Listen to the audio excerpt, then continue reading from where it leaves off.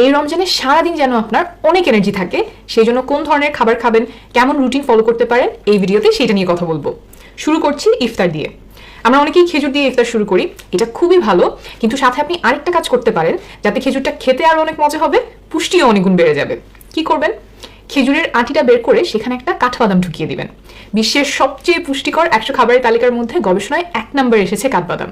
কিন্তু যদি কাঠবাদাম হাতের কাছে না থাকে তাহলে আপনি অন্য কোনো বাদাম দিয়েও এটা করতে পারেন, তাহলে খুবই স্বাস্থ্যকর একটা স্টার্ট হলো। এরপর অবশ্য অনেকেই একটা কাজ করেন যেটা স্বাস্থ্যের জন্য তেমন ভালো না, সেটা হলো চিনির শরবত বা চিনি দিয়ে বানানো জুস খাওয়া। এর পরিবর্তে কি করবেন? পানি খেতে পারেন, আর যাদের সুযোগ আছে তারা ডাবের পানি খেতে পারেন। ডাবের পানিতে পটাশিয়াম থাকে, যেটা আপনার সারাদিনের ক্লান্তি কাটিয়ে উঠতে সাহায্য করবে। কেন আমি চিনি দিয়ে বানানো শরবত খাওয়া এড়িয়ে যাওয়ার পরামর্শ দিচ্ছি? আমাদের শরীরে আলাদা করে চিনি খাওয়ার কোনো প্রয়োজন বা উপকারিতা নেই, বরং অতিরিক্ত চিনি খেলে নানান স্বাস্থ্য সমস্যা দেখা দেয়। খেজুর আর পানি খাওয়ার পরে আপনি কিছু ফলমূল খেতে পারেন। যে ধরনের ফলমূল আপনার জন্য সহজলভ্য সেটাই খেতে পারেন, যেমন কলা, পেঁপে, আনারস, তরমুজ, পেয়ারা, আপেল, কমলা, যেইটা আপনার ভালো লাগে।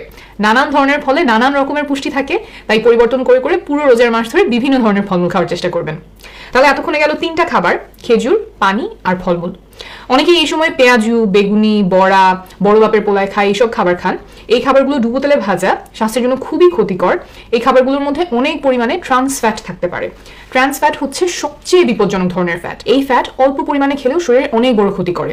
গবেষণায় দেখা গেছে আপনি দিনে যে পরিমাণ ক্যালোরি খান তার মাত্র 2% যদি ট্রান্স ফ্যাট থেকে আসে, তাহলে হার্টের রোগের ঝুঁকি বাড়ে 23%।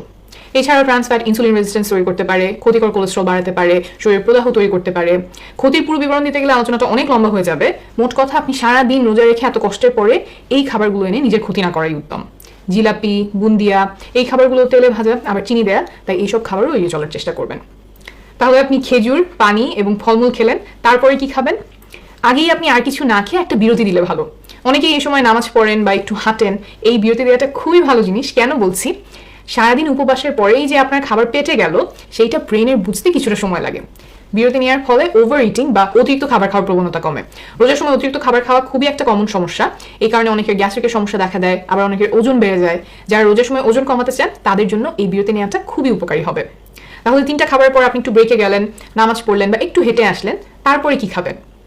এই সময় আপনার প্লেটটা মনে মনে 4 ভাগে ভাগ করবেন। অর্ধেক প্লেট জুড়ে নেবেন সবজি আর ফলমূল, বাকি যে অর্ধেক সেইটার অর্ধেক অর্থাৎ 4 ভাগের 1 ভাগে আপনি নেবেন লাল চাল বা ঢেকি ছাড়া চালের ভাত অথবা লাল আটার রুটি, আর বাকি অংশে নেবেন ডিম, মাছ, মাংস, ডাল বা ছোলা অর্থাৎ প্রোটিন জাতীয় খাবার। এই যে আপনি প্লেটের হিসাব করছেন, এই সময় ফল প্লেটে নিয়ে তরকারির সাথে মাখাতে হবে না, আপনি ফলটা আলাদা প্লেটে রাখবেন। শুধু আপনি মনে মনে হিসাব করবেন যে ফল আর সবজি মিলিয়ে প্লেটের অর্ধেক ভরছে কিনা।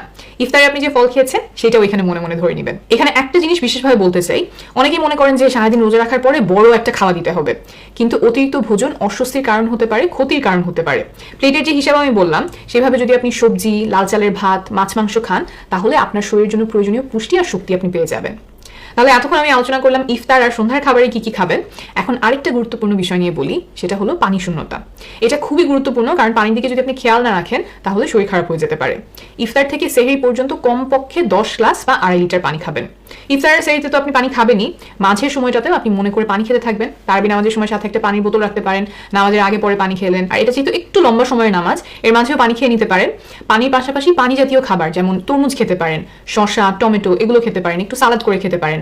ভালোভাবে খেয়াল রাখবেন যেন শরীরে পানি শূন্যতা তৈরি না হয়, কারণ পানি শূন্যতা থেকে অনেক ধরনের স্বাস্থ্য সমস্যা তৈরি হতে পারে। এখন আসছি সেহরিতে কি খাবেন। সেহরিতে এমন খাবার আমাদেরকে বেছে নিতে হবে যেটা অনেকক্ষণ পেটে থাকে, যে খাবারগুলোতে ফাইবার বেশি, গ্লাইসেমিক ইন্ডেক্স বা জিআই কম। এতে যেটা হবে, দিনে আমরা অল্প অল্প করে বেশি সময় পর্যন্ত এনার্জি পাবো।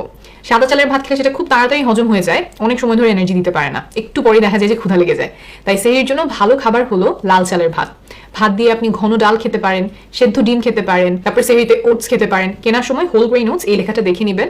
সেহরিতে চিয়া সিডের শরবত বা চিয়া পুডিং খেতে পারেন, সাথে বাদাম খেতে পারেন। বাদামে ভালো ফ্যাট থাকে, হজম হতে সময় লাগে, পেটে অনেক সময় ধরে থাকে।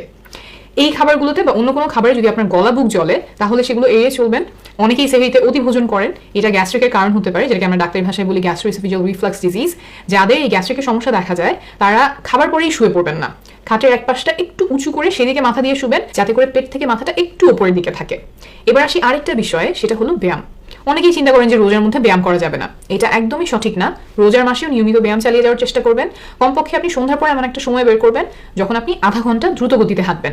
সপ্তাহে সব মিলিয়ে যাতে কমপক্ষে 2.5 ঘন্টার ব্যায়াম হয়। যদি আপনি ইফতার আগে ব্যায়াম করতে চান সেটাও করতে পারেন, সকালে যোগা বা যোগ ব্যায়াম করতে পারেন। মোট কথা সুস্থ থাকতে শরীরচর্চা বা ব্যায়াম চালিয়ে যেতে হবে। ভিডিওতে আমি মোট 4টা বিষয় নিয়ে আলোচনা করলাম: ইফতার, সেহরি, পানি শূন্যতা ঠেকানো আর ব্যায়াম। এই 4টা বিষয় যদি আপনি মনোযোগ দিতে পারেন তাহলে আশা করছি আপনার একটা স্বাস্থ্যকর এবং এনার্জেটিক রমজান কাটবে। আপনার এবং আপনার পরিবারের সুস্বাস্থ্য কামনা করছি।